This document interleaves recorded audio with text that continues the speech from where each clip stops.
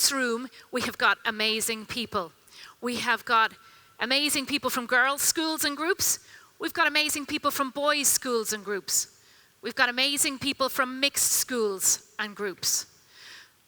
But in my 10 minutes that I've got to have here, I want us to answer 3 questions. Just 3 questions. Firstly, in this room, how many of you are leaders? Secondly, what makes a good leader? And thirdly, why should we bother with leadership anyway? So, how many in this room are leaders? I'm not asking for hands. I'm not asking for you to have a quick look around at the people beside you to go, are you a leader? Every single person in this room is a leader. Now, I know some of you are thinking, I'm not a leader. I'm telling you, every single person, Caroline, Peter, myself, and all of you, we are all leaders. Now, how do I know that? I know that because if you have got influence over the people around you, if your friends, if your brothers and sisters, if your parents, if anybody around you, if your teachers, if they are paying attention to what you are saying, you are influencing them. And if you are influencing them, you are leading them. And that makes you a leader. So sometimes you're influencing them, and sometimes they're influencing you. So sometimes you're leading, and sometimes they are leading. But every single person in this room is a leader. That's really important that we know this. So turn to the person beside you there and say, hey, you're a leader. Okay, and turn to them again and say, look, that's why I brought you here.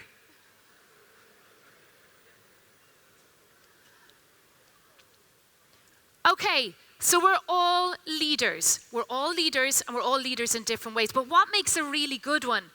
Because we might be a leader, but we might not be doing it as well as we possibly could. So what makes a really good leader?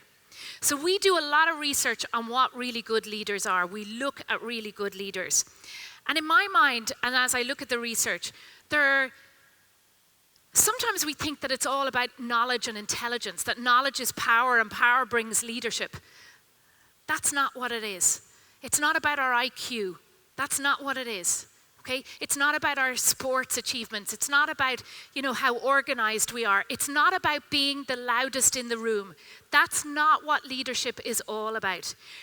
Really great leaders are good on the inside. Really great leaders have got great character. Now, what does that mean? Really great leaders are good listeners. Now, think in your heads. Think of somebody that you know. I want you to picture them. Somebody that you know that every single time you meet them, they make you feel like you're the most important person in the room. That person is a great listener. They might be a parent, they might be a grandparent, they might be a sports coach, a teacher, or it might be one of your friends that's here in this room.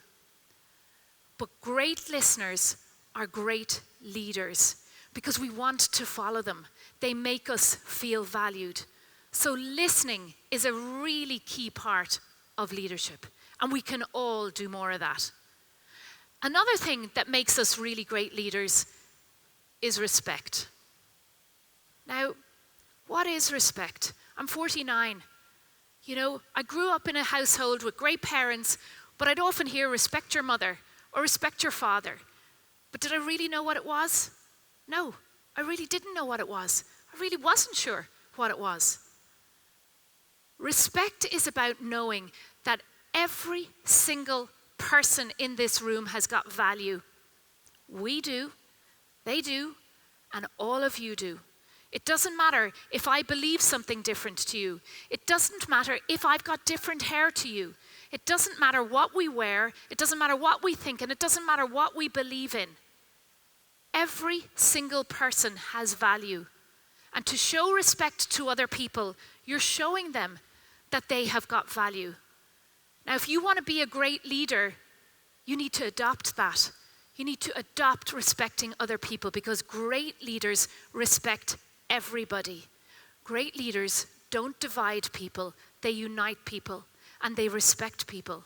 So even if they don't agree with what you might be saying, they do respect that you've got an opinion about it, and they don't judge you for it. So great leaders are good listeners, and they're also good at respect. And there's lots of other things that they do too. But what about leadership? And the answer to my third question then, why bother with it? Why do we need to bother with leadership at all? I mean, what difference does it make if I become a good leader or if you do? Or why should we bother? Why should we bother getting a bit better? We need to get a bit better because we need you. This country needs you. This country needs you, it needs me, it needs Peter, and it needs Caroline. It needs all of us. Because you can influence positively the people around you. You can influence them by listening to them and by respecting them and doing other good leadership things. You can influence the people around you, which means you can change your world. We can change my world and the people around me, and together we can change our world. So really, if it's not me and it's not you, then who? And if it's not now that we start looking at leadership, then when? Who's going to do it? If we become better leaders, we make better decisions, we ask better questions, and we increase the amount of positive influence in this room and in our country. So I ask you, if you're not leading, then who is? Thank you.